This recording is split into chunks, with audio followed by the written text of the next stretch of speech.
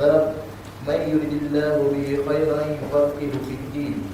Bab yang ketujuh, apabila Allah Azza wa Jalla ingin berbuat baik kepada seseorang, Dia akan memberi orang yang dikehendakinya itu pemahaman terhadap agama, pemahaman terhadap Al-Quran dan Sunnah Nabi Muhammad sallallahu alaihi wasallam. An Muawiyah radhiyallahu anhu qala sami'tu Rasulullah sallallahu alaihi wasallam yaqulu man yuridillahu bihi khairan yufaqihu fid din wa innama ana qasimu wallahu yu'ti wa lan tazala hadhihi al-ummatu qa'imatan ala amrillahi la yadurruhum man khalafahum hatta ya'tiya amrullah.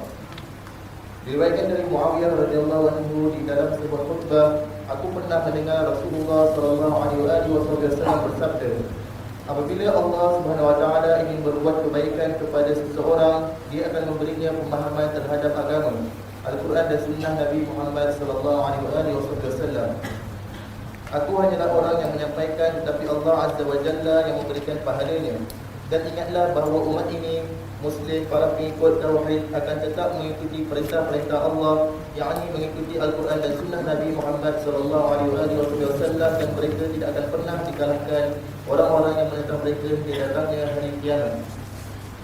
Bismillahirrahmanirrahim. Alhamdulillahi rabbil alamin, wassalatu wassalamu ala asyrafil mursalin Sayyidina Muhammadin wa ala alihi wa sahbihi ajma'in, wa ba'du. Nawaina at-ta'alluma wa at-ta'lim, tadhakkura wa at-tadhkir wa an-naf'a wa al-intifa' wal ifada wal istifada wal hatha ala tamassuki bi kitabillah wa sunnati nabiyhi wa ad-dalalati ila al-khair wa ad-du'a ila al-huda ibtigha' mardatillahi wa qurbihi wa thawabihi. Amin, Allahumma amin. Al-Imam Al-Bukhari meletakkan dalam hadis ini bercerita berkenaan dengan sesiapa yang dikehendaki oleh Allah dengan kehendak yang baik akan difahamkan akan hal ehwal agama. yakni difahamkan akan ilmu. Dalam bab yang lalu kita bahaskan bahwasanya di dalam menyampaikan ilmu tidak disyaratkan seseorang itu memahami apa yang disampaikan, walaupun pentingnya untuk menyampaikan kepada orang lain sesuai dengan apa yang dia dengar, walaupun tak faham, walaupun tidak faham. Di dalam menyampaikan, hendaklah yang disampaikan kalau dia menukil daripada orang lain atau mendengar daripada orang lain, yang disampaikan itu adalah persis seperti apa yang dia dengar. Itu menyampaikan, walaupun tidak faham.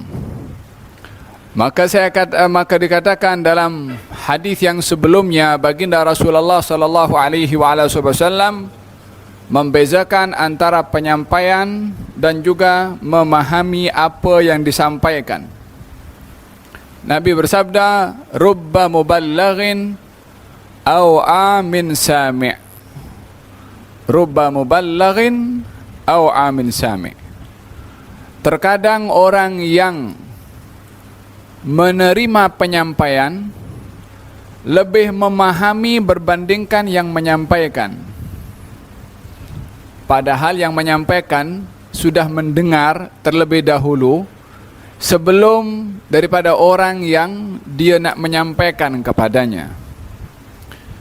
Walihada dalam hadis Nabi sallallahu alaihi wasallam, dalam hadis yang sebelumnya dikatakan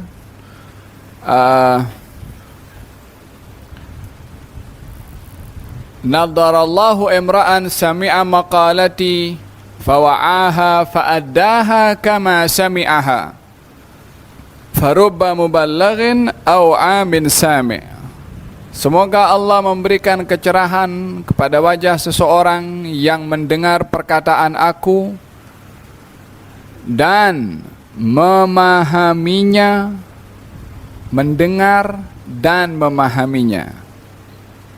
Ini yang afdal bila mana menyampaikan dan faham. Tetapi terkadang orang menyampaikan tidak faham, yang mendengar, yang disampaikan lebih faham daripada menyampaikan. Rubba muballighin aw amin sami'. Terkadang yang menerima penyampaian lebih paham daripada yang menyampaikan. Maka dikatakan bahwasanya al-fahmu laisa syartan lil ada. Memahami apa yang akan disampaikan bukan menjadi syarat kepada dia untuk menyampaikan. Terkadang para sahabat bila mana mendengarkan hadis Rasulullah sallallahu alaihi wa ala alihi wasallam menyampaikan hadis seperti mana dia dengar. Walaupun tidak dapat memahami secara keseluruhan daripada maksud hadis, tetapi yang disampaikan lebih memahami berbandingkan kepada yang menyampaikan. Kalau begini, ada dua perkara di sini. Tentang ilmu yang disampaikan dan juga tentang memahami ilmu yang disampaikan tadi. Oleh karena dua perkara ini berbeza, menyampaikan ilmu dan memahami ilmu, maka di sini pemahaman adalah teramat berharga ataupun perkara yang berasingan daripada ilmu itu sendiri.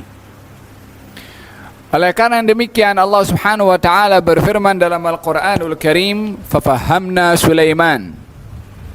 Dan kami berikan pemahaman kepada Sulaiman. Yang belakang boleh dengar ya? Muslimat dengarkah? Naam. Fafahamna Sulaiman. Dan kami berikan pemahaman kepada Sulaiman. yakni Allah berfirman, fafahamna, kami beri pemahaman, diberikan pemahaman. Walihada, pemahaman adalah akan berbeza satu dengan yang lain di dalam memahami teks atau nas, baik itu daripada Quran ataupun daripada hadis Nabi Muhammad sallallahu alaihi wasallam. Salah satu contohnya kepelbagaian pemahaman. Firman Allah Subhanahu wa taala, "Idza jaa nasrullahi wal fath wa ra'aitan nasa yadkhuluna fi dinillahi afwaja fasabbih bihamdi rabbika wastaghfirhu innahu kana tawwaba." Apa yang ada di dalam ayat ini adalah berita dari Allah Subhanahu wa taala akan kejayaan agama. Idza jaa nasrullah, bila mana datang pertolongan Allah, wal fathu, dan telah dibuka kota Mekah, yakni dibebaskan daripada kuasa orang-orang musyrik. Kemudian wa ra'aitan nasa yadkhuluna fi dinillahi afwaja, dan kamu melihat ramai manusia yang masuk beramai-ramai, berbondong-bondong ke agama Allah. Fasabbih, bertasbihlah, bihamdi rabbika, dengan memuji kepada Tuhanmu, wastaghfirhu, dan mintalah ampun kepadanya, sesungguhnya Allah Subhanahu wa taala Maha menerima taubat. Sayyidina Umar pernah melemparkan soalan tentang ayat ini kepada para as-sahabah. As-sahabah memberikan penafsiran bahwasanya ini adalah berita gembira daripada Allah akan kejayaan agama Islam dan juga kemenangan, dan perintah daripada Allah kita bersyukur dengan bertasbih dan memuji kepada Allah Subhanahu wa taala karena anugerah nikmat kemenangan tersebut. Ini pemahaman. Walaupun semua orang memahami ayat itu seperti itu secara zahirnya, tetapi yang berbeza menangkap pemahaman yang tersirat di dalam ayat itu. Pemahaman perkara yang berbeza daripada apa yang tersirat dalam teks. Setelah Sayyidina Umar bertanya kepada beberapa sahabat dan jawabannya satu dengan yang lain hampir sama, sehingga tiba giliran Sayyidina Umar bin Khattab bertanya kepada Sayyidina Abdullah ibn Abbas, apa yang kamu paham wahai Ibnu Abbas? Dalam hal ini Sayyidina Umar bukan bertanya tentang masalah ayat itu secara harfiah, karena mereka semua orang Arab, bukan ditanyakan terjemahannya, tapi yang ditanya pemahaman. Kalau ingin memahami terjemahan, mereka orang Arab sudah faham maksud firman Allah Subhanahu wa taala. Tetapi yang ditanya oleh Sayyidina Umar pemahaman. Kalau begitu, pemahaman ini perkara yang rahasia, yang diberikan oleh Allah, berbeza satu dengan yang lain. Ketika masing-masing mengemukakan pemahamannya, tiba giliran Sayyidina Abdullah bin Abbas mengatakan, saya faham tentang ayat ini adalah takziah dari Allah Subhanahu wa taala. Tadi mereka mengatakan ini adalah berita gembira, memang pun berita gembira betul. Pertolongan Allah datang, kota Mekah sudah jatuh kepada tangan kaum muslimin, orang Islam ramai, orang pun memeluk kepada agama Islam ramai, ini pun satu kejayaan. Maka diperintahkan bersyukur, pun juga benar juga. Tetapi pemahaman Abdullah bin Abbas 180 derajat berbeza daripada apa yang difahami oleh yang lain. Dan dalam hal ini perbezaan pemahaman bukan berarti bahwasanya yang satu lebih paham daripada yang lain. Akan tetapi ianya adalah menunjukkan bagaimana Allah Subhanahu wa taala meletakkan kepelbagaian di dalam memahami teks daripada firman Allah Subhanahu wa taala. Dan kepelbagaian pemahaman menunjukkan luasnya firman atau makna yang terkandung dalam firman Allah. Ianya tidak sama dengan perkataan manusia. Perkataan manusia nak ditafsirkan panjang lebar macam Al-Quran, tak ada. Tapi Al-Quran hingga hari ini orang masih menafsirkan yang baru. Ini menunjukkan hebatnya yang berfirman. Kata Abdullah bin Abbas, ini adalah merupakan satu takziah dari Allah Subhanahu wa taala. Karena bila mana Islam sudah berjaya, jumlah kaum muslimin ramai, kota Mekah sudah jatuh ke tangan kaum muslimin, berarti habislah tugas Rasulullah, bermakna tiba waktu Nabi untuk kembali kepada Allah Subhanahu wa taala. Ini adalah takziah, muqaddimah takziah. yakni takziah yang diawalkan oleh Allah Subhanahu wa taala kepada kaum muslimin akan meninggalnya, akan hampirnya ajal Nabi Muhammad sallallahu alaihi wasallam. Kata Sayyidina Umar, demi Allah saya pun paham sebiji macam mana kamu paham. Dalam hal ini pemahaman berbeza walaupun ayatnya adalah sama. Peristiwa yang sama di zaman waktu Hajjatul Wada', Nabi SAW turun kepada beliau firman Allah Subhanahu wa taala, al-yawma akmaltu lakum dinakum wa atmamtu alaikum ni'mati wa raditu lakumul Islam madina. Dan ini adalah merupakan ayat yang menggembirakan. Hari ini kusempurnakan aku sempurnakan untuk kamu agama kamu. Ku lengkapkan nikmatku pada kamu dan aku ridha Islam sebagai agama kamu. Waktu ayat ini turun, as-sahabah semua mengucapkan tahniah satu dengan yang lain. Karena Islam sudah diridhai dan diiktiraf lengkap oleh Allah Subhanahu wa taala. Semua gembira kecuali Sayyidina Abu Bakar Siddiq yang menangis. Kata as-sahabah mengatakan, kami semua seronok kamu menangis. Pemahaman yang berbeza. Sayyidina Abu Bakar memahami sempurnanya agama sebagai pertanda selesainya tugas Rasulullah dan juga waktu untuk Nabi kembali kepada Allah Subhanahu wa taala. Ayat yang seumpama ini yang mempunyai kepelbagaian dalam pemahaman adalah ramai daripada para sahabat yang mempunyai kepelbagaian di dalam pemahaman. Semakin orang itu disayang oleh Allah, semakin diberikan pemahaman yang begitu dalam. Sehingga pemahaman itu boleh sampai kepada menyelamatkan kepada orang lain. Bila mana ada orang yang diberi paham oleh Allah Subhanahu wa taala. Oleh sebab itu kita perlu merujuk kepada orang-orang tertentu, bukan semua orang. Sebab man yuridillah, siapa orang yang dikehendaki baik oleh Allah, bukan semua orang. Kita kena pilih orangnya siapa itu yang dikehendaki oleh Allah dengan kehendak yang baik.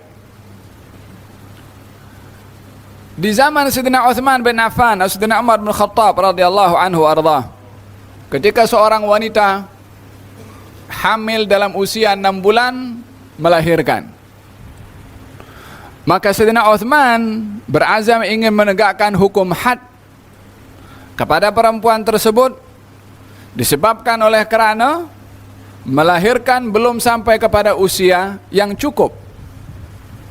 maka ini disangka bahwasanya sudah hamil sebelum berkahwin, maka ini adalah satu perzinaan, maka akan ditegakkan hukum. Kata Amirul Mukminin, kata Sayyidina Ali bin Abi Thalib waktu itu yang berada saat diputuskan oleh Sayyidina Uthman bin Affan, kata Sayyidina Ali bin Abi Thalib mengatakan, ini atau bayi yang dilahirkan ini adalah memang bayi anak kepada perempuan ini dengan sah dan bukan daripada hasil perzinaan. Katanya bagaimana boleh dikatakan nasabnya kepada boleh dikatakan anak ini hasil daripada perhubungan suami istri ini, sementara perkahwinannya baru berlangsung selama 6 bulan. Berkahwin 6 bulan, hamil, melahirkan. Usia hamilnya dan kahwinnya itu 6 bulan. Maka kata Sayyidina Ali bin Abi Thalib, na'am, di dalam Al-Quran Allah subhanahu wa ta'ala nyatakan, wa hamluhu wa fisaluhu 30 syahra. Masa hamilnya dicampur dengan selesai disusui bayi itu 30 bulan. Masa hamil dan masa selesai disusui, total semua waktu yang diperlukan 30 bulan. Allah berfirman dalam ayat yang lain, masa ibu menyusui adalah selama 2 tahun. Wal walidatu yurdi'na auladahunna haulain. Ibu menyusui anak-anaknya selama 2 tahun. 2 tahun berapa bulan? 24 bulan. Berapakah nak lengkap 30 bulan? Masa yang dipergunakan untuk menyusui dan masa hamilnya seorang ibu, sisa berapa? Kalau 24 bulan digunakan untuk menyusui, sisa 6 bulan yang masa yang dipergunakan untuk hamil. Ini pemahaman diambil oleh Sayyidina Ali bin Abi Thalib daripada ayat Al-Quranul Karim. Memang di dalam Al-Quranul Karim tak ada sebutan orang hamil 6 bulan. Tapi itu hasil daripada kajian pemahaman yang didapat oleh Sayyidina Ali ketika mengkaji isi kandungan Al-Quran Al-Karim. Idzan ini adalah pemahaman lebih daripada apa yang tersirat daripada teks ayat ataupun hadis Nabi Muhammad sallallahu alaihi wasallam. Hal seperti ini banyak di dalam Al-Quran dan ditunjukkan. Oleh sebab itu kita kalau tengok penafsiran para sahabat, semuanya pelbagai. Terkadang pun bertolak belakang satu dengan yang lain. Sayyidina Abdullah ibn Umar berpegang kepada hukum bahwasanya mayit akan dihukum oleh Allah dengan tangisan orang yang hidup. Sesungguhnya mayit itu la yu'adzabu, akan diazab oleh Allah bibukai ahlih, dengan tangisan ahli keluarganya. Berita sampai kepada Siti Aisyah. Kata Siti Aisyah, rahimallahu ibna Umar, semoga Allah merahmati Abdullah bin Umar. Bukan seperti itu maksud itu, bukan seperti itu, tak benar itu. Karena apa? Karena Allah berfirman dalam Al-Quran, wala taziru waziratun wizra ukhra. Seseorang tidak boleh menanggung perbuatan dosa orang lain. Abdullah bin Umar mempunyai pemahaman, Siti Aisyah mempunyai pemahaman. Pemahaman Sayyidina Abdullah bin Umar dengan Siti Aisyah dalam perkara ini bertolak belakang.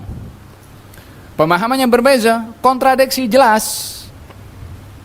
Abdullah bin Umar mengatakan mayit diazab dengan tangisan keluarganya, Siti Aisyah mengatakan tidak. Iya dan tidak bertolak belakang. Tapi bagaimanakah sikap Siti Aisyah ketika berhadapan dengan orang yang berbeza faham dengan Siti Aisyah? Rahimallahu ibna Umar, semoga Allah merahmati Abdullah bin Umar. Ya Ummul Mukminin, ini orang tak sejalan dengan engkau, tak sehaluan dengan pendapat kamu. Naam, sebab saya paham apa yang dia paham itu adalah dasar daripada usaha dia nak memahami. Saya pun punya pemahaman juga, tetapi tidak mengkategorikan fahaman Siti Aisyah adalah sama dengan Quran itu, sehingga bila mana berbeza dengan Siti Aisyah, berbeda dengan Quran atau berbeza dengan nas Nabi Muhammad sallallahu alaihi wasallam. Usaha Siti Aisyah nak memahami mengikut apa yang difahami oleh Siti Aisyah berbeza dengan usaha yang difahami oleh Abdullah ibn Umar. Kedua-dua pemahaman ini dalam tahap level pemahaman. Apa maknanya? Kalau masih dalam taraf pemahaman, maka tidak ada yang boleh mendakwa dirinya paling betul, yang lain itu adalah mutlak memang salah. Oleh karena demikian Siti Aisyah mengatakan rahimallahu ibna Umar. Tidak mengatakan ini Abdullah bin Umar buat benda bid'ah syirik haram. Macam mana mendatangkan perkara tak ada yang dikatakan oleh Nabi sallallahu alaihi wasallam. Rahimallahu ibna Umar. Berselisih faham, berbeza pandangan. Andai orang yang berbeza pandangan zaman kita sekarang ini belajar dengan para sahabat, memahami konteks ayat dan juga hadis satu dengan yang lain, menghargai pandangan orang lain. Rahimallahu, didoakan. Faham tom? Ini pemahaman yang juga berbeza. Mereka sahabat Nabi hidup satu zaman, berbeza juga pandangan mereka. Tetapi mereka di dalam berbeza pandangan beradab di dalam perbezaan. Tapi tidak ada menyesatkan satu dengan yang lain macam kita punya zaman sekarang. Faham tom? Ini contoh-contoh perbezaan pemahaman di dalam nusus Quran. Terkadang juga terdapat perbezaan pemahaman di dalam nusus hadis. Ini saya nak bahaskan bagaimana pemahaman itu boleh pelbagai satu dengan yang lain. Nanti akan berpindah kepada perbezaan pemahaman kepada perkataan para ulama. Kita mulai daripada firman Allah, hadis Rasulullah sallallahu alaihi wa ala alihi wasallam, ketika Nabi bersabda, di kalangan para as-sahabah terdapat seorang hamba yang diberi pilihan oleh Allah Subhanahu wa taala untuk memilih apa yang ada pada Allah atau memilih apa yang ada pada dirinya, maka hamba itu memilih untuk memilih apa yang ada pada Allah. Sahabat semuanya diam. Sayyidina Abu Bakar menangis di hadapan sampai suaranya itu mengganggu kepada khutbahnya Rasulullah sallallahu alaihi wasallam. Lalu kemudian Nabi bersabda, semua pintu dekat masjid ini suruh tutup kecuali pintu Abu Bakar, biarkan, suruh buka. Nabi ketika berkata demikian, orang diberi pilihan oleh Allah memilih apa yang ada pada Allah atau apa yang ada pada dirinya. Orang itu pilih apa yang ada pada Allah. Semua sahabat diam. Yang menangis Sayyidina Abu Bakar. Sayyidina Abu Bakar punya pemahaman yang dimaksudkan diberi pilihan itu Nabi diberi pilihan oleh Allah, nak kekal di dunia atau nak kembali kepada Allah. Hamba itu milih apa yang ada pada Allah, nak kembali kepada Allah, maknanya akan wafat. Itu yang difahami oleh Sayyidina Abu Bakar, dan itu pun juga maksud Nabi Muhammad SAW. Dengan bahasa kinayah Nabi menyampaikan, as-sahabah yang lain belum faham, Sayyidina Abu Bakar yang faham dalam hal ini. Idzan pendengaran atau perkataan disampaikan oleh Nabi semuanya dengar, tapi pemahamannya sama atau tak sama? Tak sama. Wahakadha, di mana-mana tempat apa yang disampaikan pastinya pemahamannya berbeza satu dengan yang lain. Siapa yang beri pemahaman? Allah Subhanahu wa taala. Man yuridillahu bihi khairan yufaqqihhu. Siapa orang yang dikehendaki dengan kehendak yang baik oleh Allah, Allah yang akan bagi paham. Syuf. Bukan dia baca buku boleh paham, Allah yang bagi faham pada dia. Yufaqihu, dia Allah yang bagi paham. Walihada dikatakan dalam kata al-arifin, al-madad ala qadril mashhad. Sejauh mana kita mempunyai wawasan, sejauh itu Allah akan beri kepada kita. Orang yang punya wawasannya kecil, ya dapat dia kecil. Yang punya wawasan dia luas, Allah akan beri sesuai dengan wawasannya. Yaum minal ayyam datang di majlisnya Syekh Abdul Qadir Jailani. Saya ingat saya pun pernah kisahkan juga di sini. Ketika anak Syekh Abdul Qadir Jailani minta izin untuk berkhutbah. Karena setiap kali Syekh Abdul Qadir Jailani berkhutbah, ramai orang yang menangis dan tersentuh. Anaknya pun juga terpanggil lah nak meniru juga, aku nak ceramah juga esok. Kata Syekh Abdul Qadir belum tiba waktunya. Anaknya pun memaksa juga, diizinkan. Malam tu dia tulis cantik, bahasanya apa semua. Esok hari ceramah, tak ada seorang pun yang tersentuh dan terkesan dengan penyampaiannya. Turun, Syekh Abdul Qadir jalan naik. Dia kata, semalam aku bermimpi ada kucing mencuri ikan. Semua menangis. Cerita punya pasal kucing mencuri ikan. Apa kena mengena kucing mencuri dengan mencuri ikan? Ayatnya kucing curi ikan, yang paham tu, yang satu merasa mencuri hak orang lain, yang satu mengumpat orang lain seakan-akan mengambil dosa orang lain, yang satu merasa bersalah karena melakukan jenayah kepada orang lain. Falhasil pemahaman 1001 macam pemahaman. Dengan kalimat kucing curi ikan. Siapa yang memberi pemahaman kepada hati mereka orang-orang yang hadir? Allah Subhanahu wa taala. Dan dalam hal ini pemahaman adalah perkara yang amat berharga diberikan oleh Allah Subhanahu wa taala kepada seseorang. Oleh sebab itu Allah tidak berikan kepada sembarang orang. Dan juga yang diberikan pemahaman oleh Allah Subhanahu wa taala perkara yang amat berharga, yakni bukan pemahaman dalam hal-hal yang biasa, pemahaman dalam agama.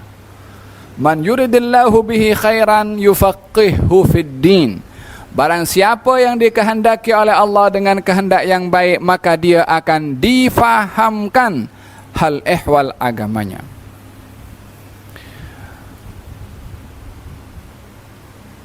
Sama juga dengan peristiwa yang pemahaman yang berbeza dalam ahkam, supaya kita belajar menghormati pemahaman pandangan orang lain. Nabi bersabda, jangan kamu salat asar kecuali di perkampungan Yahudi Bani Quraidah.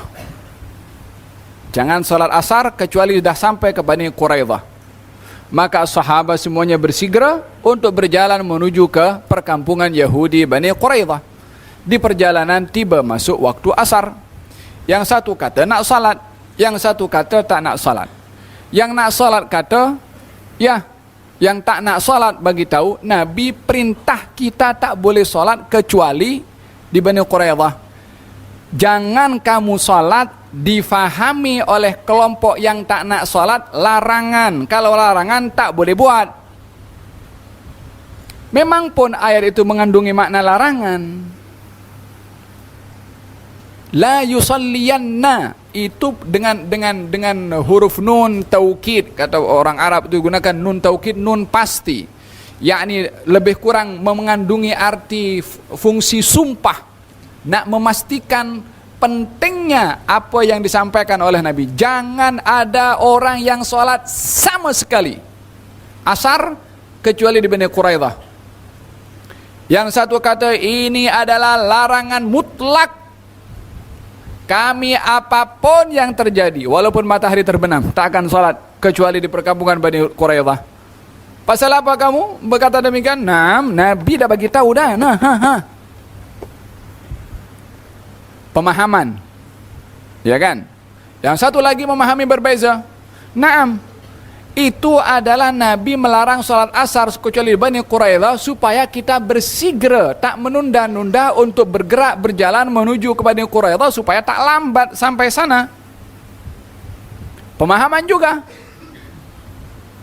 Secara zahirnya, bagi orang yang mengatakan ini mengandung arti larangan, kamu tak dengar cakap Nabi. Tak dengar cakap kamu, bukan cakap Nabi. Sebab yang difahami oleh orang yang dia mempunyai arti larangan, dia paham larangan. Yang satu lagi paham ini adalah satu perintah Nabi supaya kita bersegera. Tapi bukan bermakna kalau tiba waktu masuk waktu asar pun wajib, salat asar pun wajib. Maka berbeza pemahaman. Sampai jumpa dengan Rasulullah. Yang tak salat pun juga sampai ke perkampungan Bani Quraidah, dikatakan sudah terbenam matahari, waktu asar sudah habis. Ketika jumpa dengan Nabi SAW, kedua-duanya dibenarkan oleh Rasulullah. Yang tak salat kecuali Bani Quraidah, walaupun dah terbenam matahari, tak disalahkan oleh Nabi. Yang salat di tengah jalan pun juga tak juga dikatakan melanggar kepada perintah Nabi dan arahan Nabi. Apa sebab? Nabi menghargai usaha masing-masing untuk paham kepada apa yang disampaikan oleh Nabi. Tetapi yang problem, kalau apa yang difaham oleh segolongan tentang maksud hadis Nabi dikatakan maksud Nabi itu macam aku punya maksud. Kenapa kamu nak batasi maksud Nabi kepada otak kamu punya paham? Kenapa dibatasi dengan pemahaman kamu saja? Adakah Nabi punya maksud itu? Sudah dipastikan? Ya, aku punya maksud. Kalau Nabi bagi tahu kepada kamu, aku punya maksud sebiji macam kamu punya maksud, baru kita boleh terima. Tapi kalau usaha orang nak paham apa Nabi punya maksud, tidak keluar daripada kaidah-kaidah untuk memahami maksud daripada hadis Nabi, maka masing-masing akan diberikan ganjaran oleh Allah dengan usaha untuk memahami maksud Nabi ataupun maksud Allah Subhanahu wa taala. Walihada dalam hadis, orang kalau berijtihad dan betul dapat dua ganjaran. Ganjaran usaha mencari kebenaran dan usaha benarnya usaha tersebut.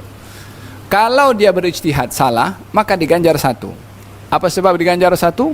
Usaha nak berijtihad, usaha untuk mencari kebenaran, itu pun diganjar oleh Allah walaupun natijah daripada usaha itu salah. Yang berlaku sekarang di mana-mana, dalam pelbagai peringkat, dalam peringkat awam, dalam dunia maya Facebook yang bantai sana bantai sini karena pemahaman masing-masing yang berbeza dan menganggap pemahaman yang paling betul. Tahukah kita siapa orang yang mempunyai konsep pemahaman yang benar mutlak ada kepada satu orang selain Allah dan Rasulnya? Fir'aun. Fir'aun ketika diajak untuk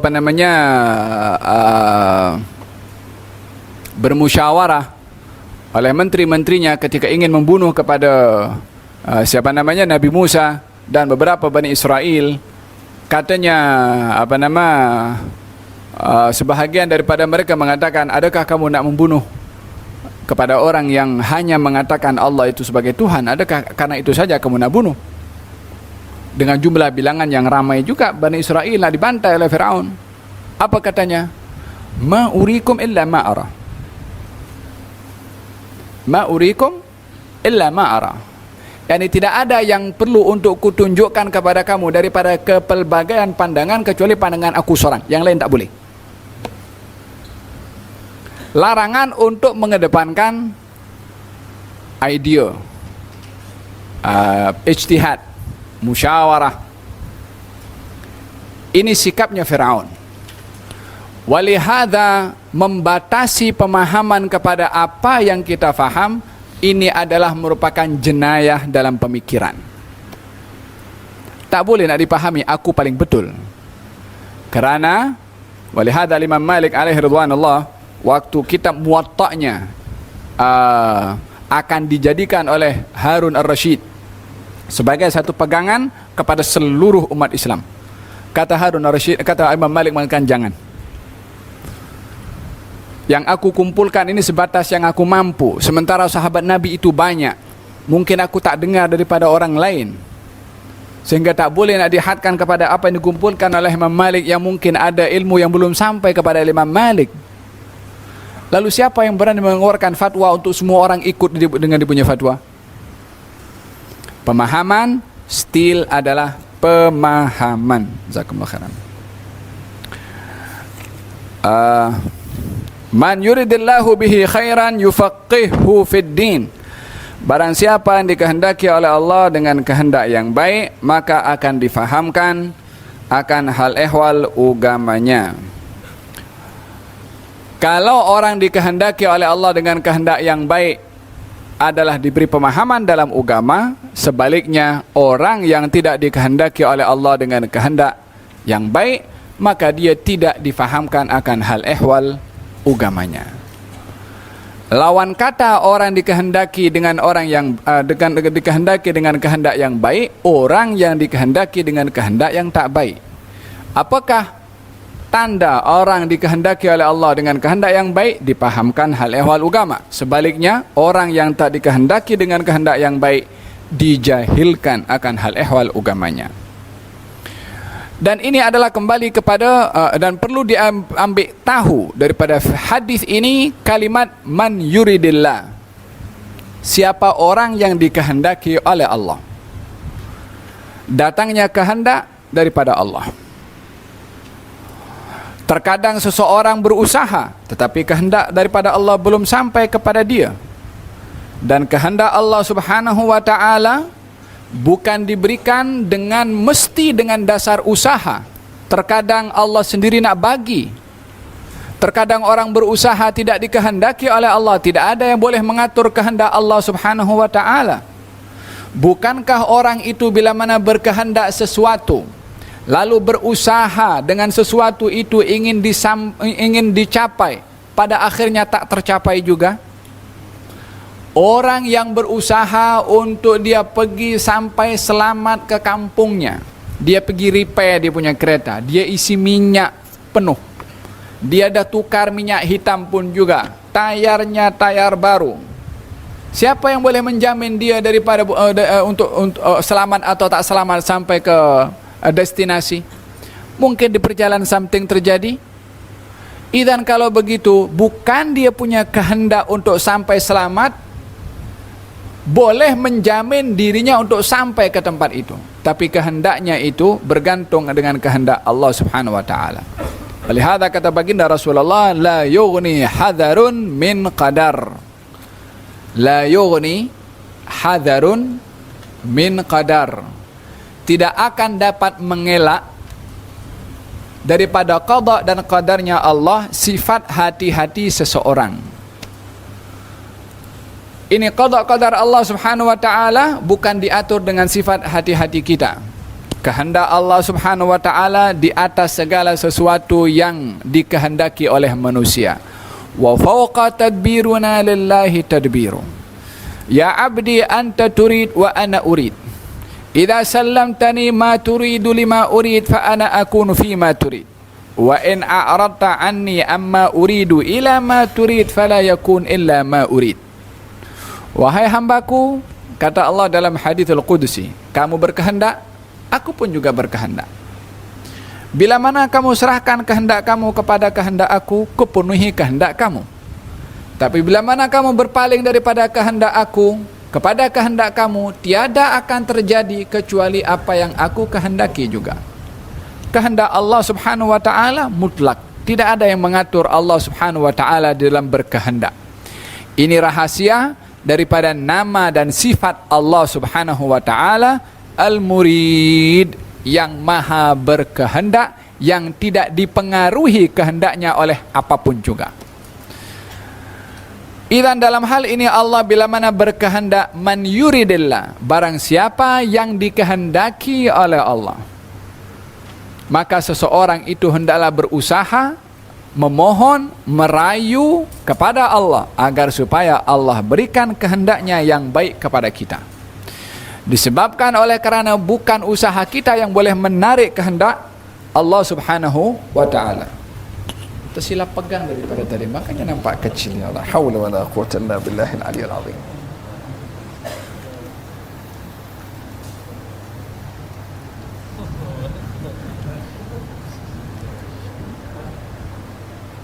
Man yuridillahu bihi khairan yufaqihu fid din. Man yuridillah, barang siapa yang dikehendaki oleh Allah Subhanahu wa ta'ala dengan kehendak yang baik.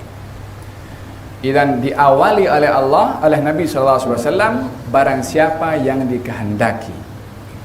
Maknanya dikehendaki oleh Allah, dan ini berbicara tentang salah satu daripada nama dan sifat Allah Subhanahu wa ta'ala, namanya Al-Murid, dan juga sifatnya adalah Al-Iradah. Ya kan, ada nama sifat Allah Iradah, namanya Al-Murid.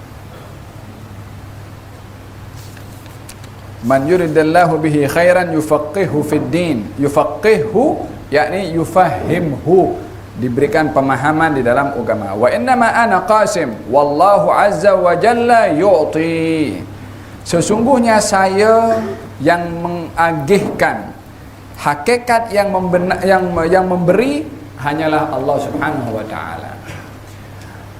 Potongan yang kedua kepada hadis ini adalah Nabi ingin menceritakan bahwasanya datangnya pemberian, baik itu zakat ataupun sedekah kepada orang lain, hakikat yang memberi adalah Allah. Rasulullah yang mengagihkan, baik itu zakat atau sedekah ataupun harta rampasan perang, Nabi hanya mengagihkan sahaja. Yakni macam orang itu diamanahkan satu amanah untuk membahagikan dengan listnya dan jumlahnya. Kalau jumlahnya tak sama, jangan yang dipersalahkan yang mengagihkan, karena mengagihkan hanya menjalankan tugas sahaja.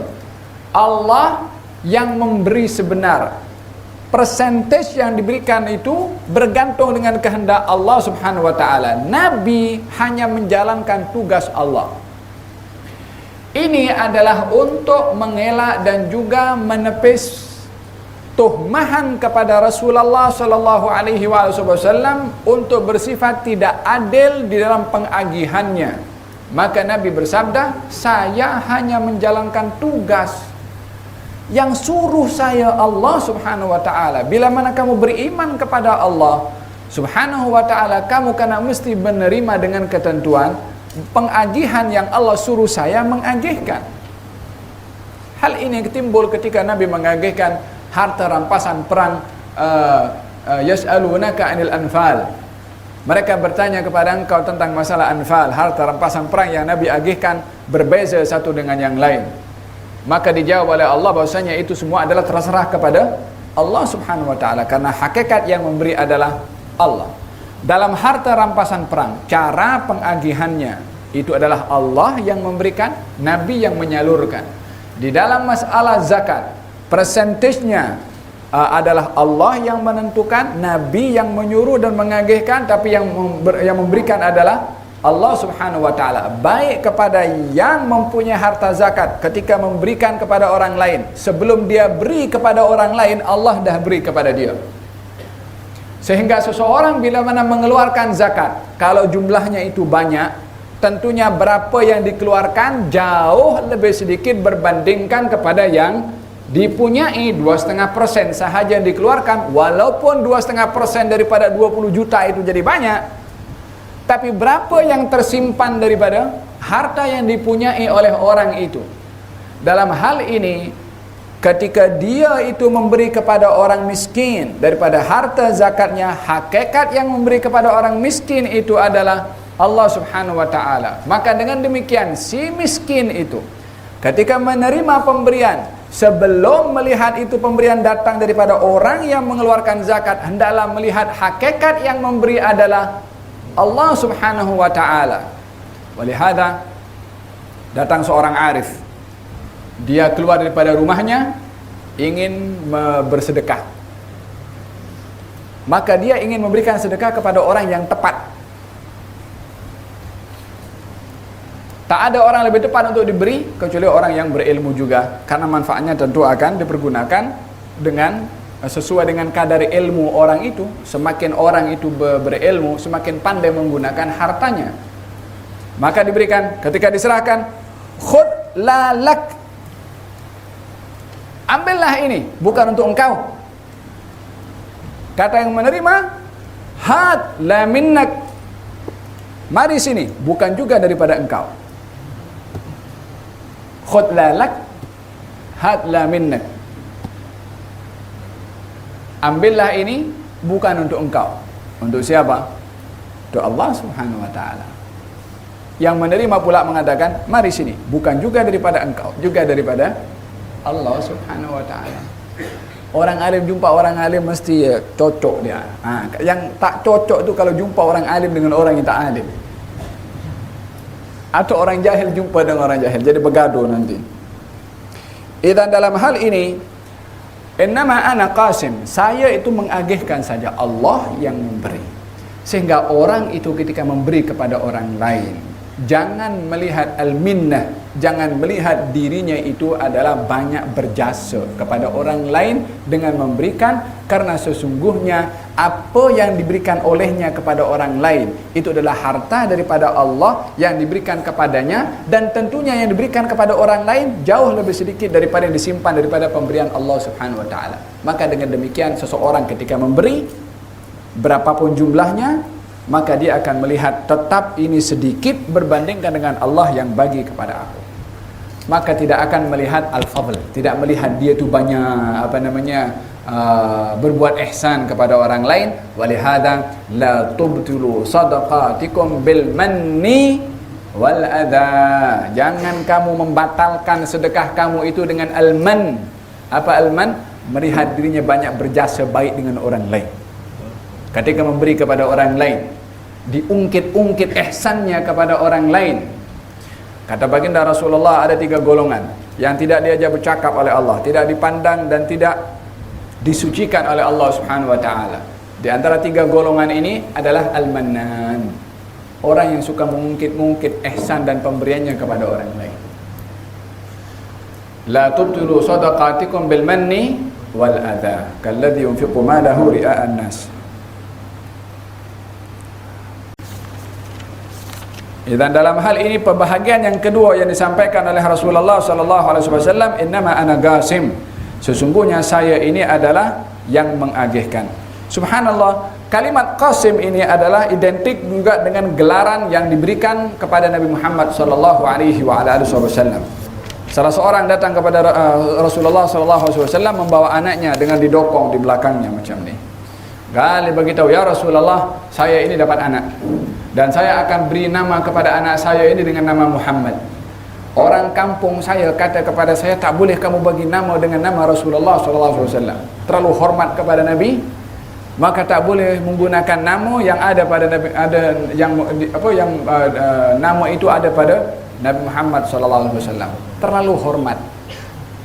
Gali sebahagian negara orang itu kalau punya nama anak Muhammad, kalau nakal maka tidak tidak dipukul, tidak dipanggil dengan Muhammad.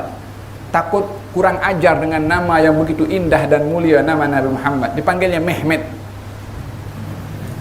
Karena apa? Hormat kepada nama Nabi Muhammad sallallahu alaihi wasallam.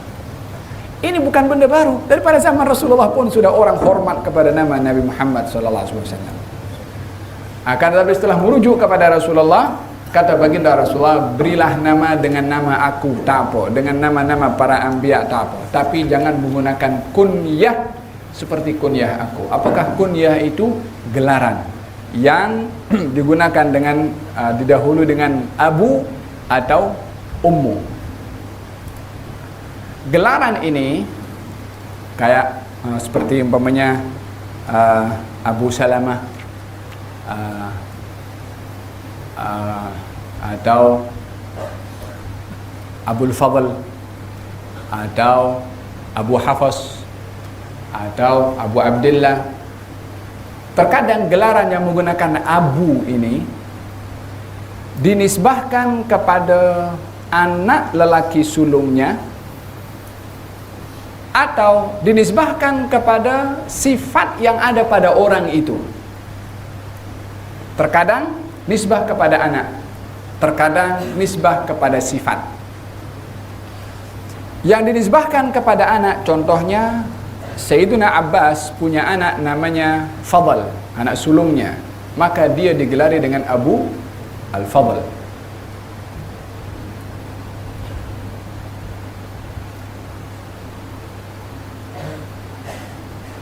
Ada yang digelari dengan menggunakan Abu karena sifat, seperti Sayyidina Ali bin Abi Thalib digelari dengan Abu Turab, disebabkan oleh kerana satu hari Sayyidina Ali tidur di atas tanah debu. Ketika bangkit daripada tidurnya, kepalanya itu adalah banyak dengan debu. Maka kata baginda Rasulullah, anta Abu Turab, yakni Abu Turab, turab itu artinya debu. Maka gelaran itu kekal kepada Sayyidina Ali kerana satu keadaan yang pernah berlaku kepada Sayyidina Ali di hadapan Rasulullah dan digelari oleh Nabi dengan gelaran tersebut. Abu Hurairah, bapa kucing, bukan karena ada kaitan dengan kucing yang pernah selalu diletakkan dalam lengan baju Abu Hurairah. Sifat itu menyebabkan digelari Abu Hurairah yang lebih masyhur gelarannya berbandingkan kepada namanya. Saya ingat dalam kelas yang lalu kita bahaskan, ahli hadis berbeza tentang nama sebenar Abu Hurairah dengan 30 pandangan. Yang mana satu yang betul namanya Abu Hurairah? 30 pendapat. Tapi tak ada seorang pun yang berbeza pendapat tentang gelaran Abu Hurairah itu Abu Hurairah. Sebab yang bergelaran adalah Nabi Muhammad SAW. Terkadang dan tidak mesti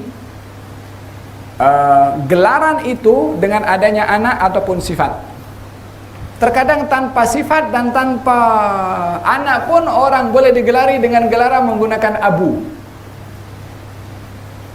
Satu hari Nabi nampak saudara Anas bin Malik namanya Umair yang selalu biasa bermain dengan burung, namanya burung itu burung Nughair. Satu hari burungnya itu mati. Maka Umair sedih hati kerana burungnya itu mati yang biasa dia bermain. Maka Nabi ketika nampak kepada Umair yang sedih hati, Nabi bersabda, "Ya Aba Umair, ma fa'ala Nughair." Dia panggil Aba Umair, Abu Umair. Budak kecil, umurnya masih kanak-kanak. Dipanggil Aba Umair. Dalam hal ini, gelaran-gelaran ini adalah untuk menarik perhatian orang yang digelari oleh Nabi Muhammad SAW. Bila mana gelaran menggunakan Abu itu, terkadang kepada anak lelaki sulung itu kebiasaannya, dan juga terkadang kepada anak perempuan pun juga diperbolehkan. Abu Fatimah umpamanya, atau Abu Zainab umpamanya, diperbolehkan juga walaupun dinisbahkan kepada anak perempuan. Tetapi bagi baginda Rasulullah SAW dicantumkan dua sekali, gelaran kepada anak dan gelaran kepada sifat. Adapun gelarannya kepada anak, baginda Rasulullah mempunyai anak lelaki yang sulung namanya Qasim, maka beliau digelari dengan Abul Qasim. Dari gelaran Abul Qasim ini nisbahnya kepada anak Nabi yang sulung yang namanya Qasim, beliau adalah Abul Qasim. Dan juga daripada sifat Nabi yang mempunyai tugas mengagihkan apa yang Allah beri kepada Nabi, pengagihan itu bahasa Arabnya Qasim. Maka beliau pun juga digelari dengan Abul Qasim kerana yang mengagihkan pemberian dari Allah Subhanahu wa taala. Ini jarang sekali. Gelaran sama dengan gelaran kepada anak dan sama dengan gelaran yang ada pada sifat, tapi Nabi SAW keduanya, anak bernama Qasim dan sifat dan tugasnya pun juga adalah mengagihkan. Walihada kata baginda Rasulullah, berilah nama dengan nama aku, tapi jangan menggunakan gelaran seperti gelaran aku. Hal ini adalah pernah satu terjadi ketika orang memanggil kepada orang lain, "Ya Abul Qasim." Kemudian Nabi menoleh ke belakang. Kata orang itu, "Bukan engkau yang aku maksudkan tetapi orang lain." Barulah Nabi bersabda, "Berilah nama dengan nama aku, tapi jangan menggunakan gelaran seperti gelaran aku." Demikian sabda Rasulullah SAW. Terdapat perbezaan ulama, adakah larangan itu berkekalan sampai hari ini, atau larangan itu hanya berlaku di zaman Rasulullah SAW. Kebanyakan ulama mengatakan bahwasanya gelaran itu atau larangan itu hanya berlaku di zaman Rasulullah sallallahu alaihi wa ala wasallam dan tidak berlaku selepas zaman Nabi Muhammad. Dan pandangan yang lain mengatakan berpegang kepada teks itu. Ini pun berbicara juga tentang masalah perbezaan di dalam memahami juga. Hadis Nabi sallallahu alaihi wasallam bersabda, cincin Rasulullah tertulis Muhammad Rasulullah, Muhammad garis Rasul satu line dan Allah satu line. Kata baginda Rasulullah, jangan ada seorang pun yang mengukir cincinnya seperti cincin aku. Kata Nabi SAW dalam Sahih Muslim, Nabi bersabda demikian. Sahabat dan ahli hadis berbeza pandangan. Ya, maksud Nabi itu larangan hanya berlaku di zaman Rasulullah saja. Disebabkan di zaman Rasulullah, orang bila mana menggunakan cincin yang ada tulisan Muhammad Rasulullah khawatir akan dipalsukan surat yang kebiasaannya Nabi menulis surat akan cop surat itu dengan menggunakan cincin Nabi yang tertulis dengan Muhammad Rasulullah. Kalau orang lain punya mungkin akan dipalsukan surat Nabi Muhammad SAW. Tapi Nabi sudah tidak ada, maka larangan itu adalah larangan itu adalah terbatal serta merta. Ini dalam ilmu hadis akan dikenali dengan bu'dul zamani, kaitan zaman, masa, waktu yang terkait dengan hukum hakam. So ini ilmu hadis, dia bukan kita dengar satu CD fulan cakap, ini mesti haram punya ini. Ini terkait dengan macam-macam ilmu. Rahimallahu imra'an arafa qadra nafsih. Allah merahmati orang kalau dia tahu kapasiti dirinya itu sampai di mana dia punya ilmu. Kalau tak tahu, keep silent, selamat. Tapi kalau dah cakap dengan benda yang dia tak tahu, dia akan berlaku. Ini masalah yang banyak terjadi disebabkan orang yang kurang menguasai ikut banyak bercakap, bergaduh semua. Faham dong? Ya, maka pandangan yang pertama mengatakan, ini hadis Nabi SAW, jangan kamu ukir cincin kamu seperti mana cincin Nabi SAW. Larangan atau bukan larangan? Larangan pemahaman berbeza. Yang satu mengatakan larangan itu hanya di zaman Rasulullah, sebab khawatir ada berlaku pemalsuan. Tapi setelah itu boleh dah. Yang satu mengatakan tak, ini larangan kekal sampai hari kiamat. Nabi larang sampai hari kiamat. Pemahaman juga. Idan dalam hal ini perbezaan di dalam pemahaman sebagaimana saya jelaskan dalam mukaddimah sebentar tadi. Faham tom?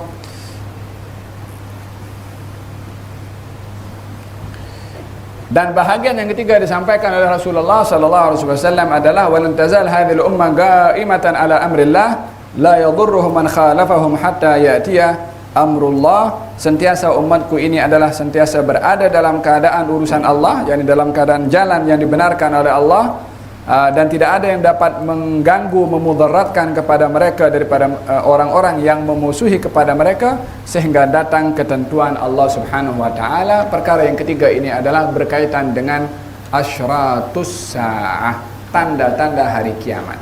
Ini hadis berbicara tentang tiga perkara. Yang pertama tentang ilmu, yang kedua tentang sedekah, yang ketiga tentang hal ehwal tanda-tanda hari kiamat. Adapun ilmu yufaqihu fid din tadi yang saya jelaskan. Adapun sedekah Allah yang membagi semua itu rezeki, Nabi yang mengagihkan. Adapun asyratus saah, tanda-tanda kiamat adalah yang terakhir, yaitu sentiasa umatku berada dalam keadaan kebenaran, tidak ada yang dapat memudaratkan kepada mereka sehingga datang ketentuan dari Allah. Apa maknanya datang ketentuan daripada Allah? Datang satu masa di mana semua umatku yang benar, yang beriman akan dimatikan oleh Allah Subhanahu wa taala, sehingga semua orang-orang beriman akan meninggal dunia. Quran pun akan diangkat oleh Allah dan tidak tersisa di atas muka bumi ini kecuali orang-orang yang celaka atau orang-orang yang jahat. Kepada mereka akan berlaku hari kiamat. Kepada mereka itu, kepada siapa? Kepada orang-orang yang sudah tidak ada iman, tidak ada yang melafadzkan Allah. Quran pun sudah diangkat.